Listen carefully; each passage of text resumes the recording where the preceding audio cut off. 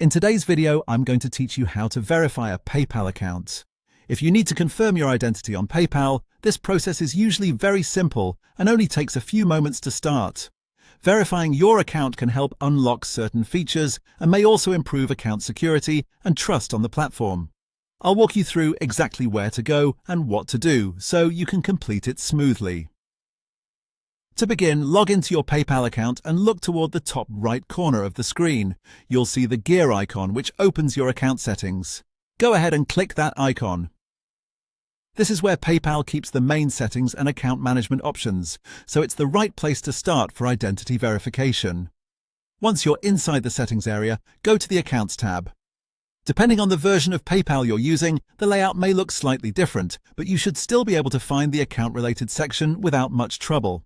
Take your time here and make sure you're in the correct tab before moving on. Under Account Options, you'll find the option to enter your ID. This is the section PayPal uses when it needs to confirm your identity. Click that option to continue. At this stage, PayPal may ask you to provide some identification details and upload a copy of your ID for verification.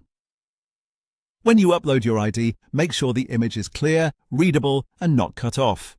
It's a good idea to use a well-lit photo or a clean scan so all the information is visible. If the image is blurry or incomplete, the review could take longer or be rejected, so it's worth checking before you submit it. After that, enter the requested information exactly as it appears on your ID and complete the upload. Once everything has been submitted, PayPal will review the document and verify your account.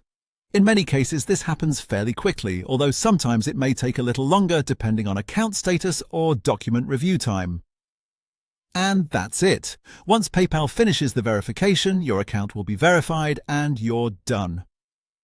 If you don't see confirmation right away, just give it a little time and check back in your account settings later for an update. That's all for this video.